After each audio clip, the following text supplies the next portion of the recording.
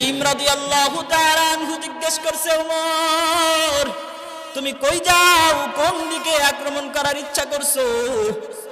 ওমর রাদিয়াল্লাহু তাআলা আনহু বলেন, আজকে তোমাদের নবী মুহাম্মাদের জীবন সাঙ্গ করতে যাই, আজকে তোমাদের নবী মুহাম্মাদের মাথা আনতে যাইতেছি।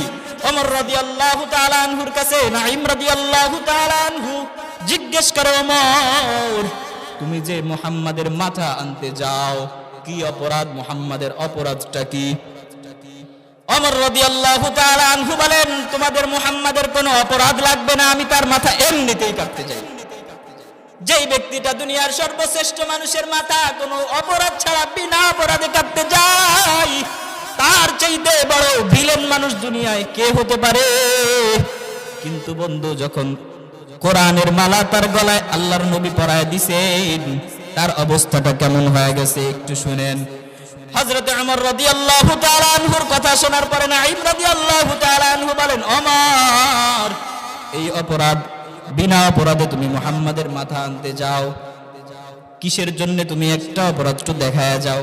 ওমর বলে, অপরাধ একটা হইতে পারে, সেটা হলো তোমাদের নবী মুহাম্মদ নতুন এক ধর্মের দাওয়াত দেয়, নতুন এক কোরআনের দাওয়াত দেয়, এই জন্য মুহাম্মাদের কল্লা আনতে যায়।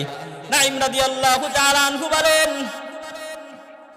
মনে মনে চিন্তা করেন, আরে ওমরের তরবারি তো এমন ভয়ঙ্কর ধারালো তরবারি, যেই তরবারি সর্বক্ষণ মানুষের রক্তে ভেজা থাকে। ওমরের সামনে দাঁড়াবার মতো ব্যক্তি দুনিয়ার মধ্যে দ্বিতীয়জন বর্তমানে নাই।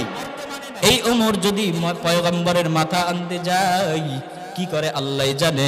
ওমরে ফেরানো দরকার, কেমনে ফেরানো যায়?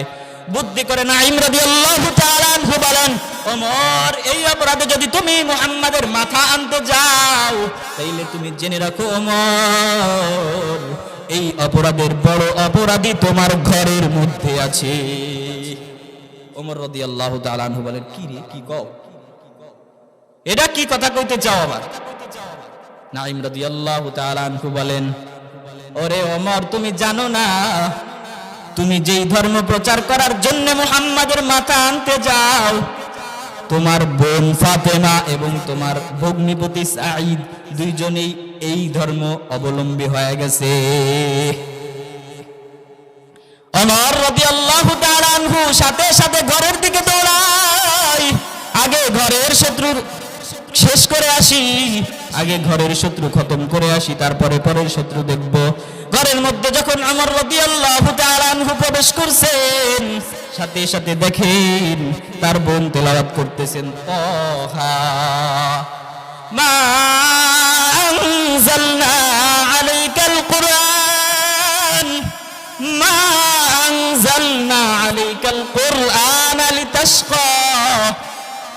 ওমর রাদিয়াল্লাহু তাআলা আনহুর অন্তরে একটু আঘাত লাগছে, তারপরে রাগটারই বেশি প্রাধান্য দিয়া ওমর রাদিয়াল্লাহু তাআলা আনহু ঘরের মধ্যে যায় বলে, ও বোন তুই কার এই কোরআন পড়িস, কার কোরআন তুই পড়িস? তুই কি মুহাম্মাদের ধর্ম অবলম্বন করছিস নাকি?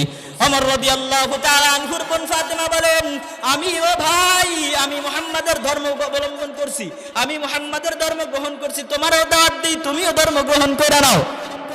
মেহমান চলে আসছে, সংক্ষেপে বলি, ওমর রাদিয়াল্লাহু তাআলা আনহু পরবর্তীতে যখন মুসলমান হইছেন, যেই ব্যক্তিটার তরবারি সর্বক্ষণ মুসলমানের রক্তে, এমনি সাধারণের রক্তে, সাধারণ জনতার রক্তে রাঙ্গা থাকতো, যার তরবারি সর্বক্ষণ মানুষের রক্তে ভেজা থাকতো, এই ব্যক্তিটা যখন মুসলমান হয়ে গেছেন, কোরআনের মালা গলায় ফেলছেন, এই ব্যক্তিটার অবস্থা এমন হয়ে গেছে, এই ব্যক্তিটা যখন রাষ্ট্রপতি হইলেন, তখন ঘুরে ঘুরে তার রাজত্বে ঘুরে ঘুরে দেখতে শুরু করছেন, কে আমার রাজত্বের মধ্যে আছে এমন ব্যক্তি, যে অসহায়, যে ক্ষুধার্ত, এমন একজন ব্যক্তিকে খুঁজে পাইলেন।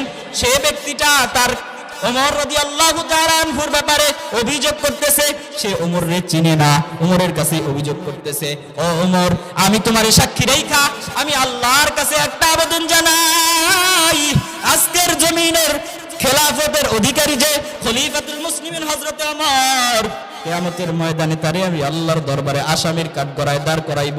কেন কেন কেন? কারণ সে আমার খোঁজ খবর নেয় নাই। 1 বছর পূর্বে আমার স্বামী যুদ্ধের ময়দানে তার কথায় গিয়ে শহীদ হয়ে গেছে, কিন্তু সে 1 বছরের মধ্যে আমার এতিম বাচ্চাদের খোঁজ খবর নেয় নাই। ওমর রাদিয়াল্লাহু তাআলা আনহু পরের দিন তারে ডাকাইছেন। ওমর রাদিয়াল্লাহু তাআলা আনহু তার সিংহাসন থেকে সামনে চলে আসছে। বৃদ্ধ মহিলা দেখেন ওমর রাত্রে যারে কইছি সেই তো ওমর। বৃদ্ধ মহিলা ভয়ে থরথর করে কাঁপে। ওমর রাদিয়াল্লাহু তাআলা আনহু বৃদ্ধ মহিলার সামনে গিয়ে নিজের গা থেকে জামাটা খুলে দিয়ে খেজুরের ডাল তার হাতে ধরায়া দিছে। ওমর রাদিয়াল্লাহু তাআলা আনহু বলেন, মা, তোমার স্বামীর শাহাদাতের পরে তোমার সন্তানদের চোখ থেকে যেই কয় ফোঁটা অশ্রু ঝরেছে, আমি ওমর আজকে তোমার সামনে আমার জামা খুইলা দিলাম, ওই কয় ফোঁটা রক্ত তুমি ওমরের গা থেকে ঝরায়া দাও।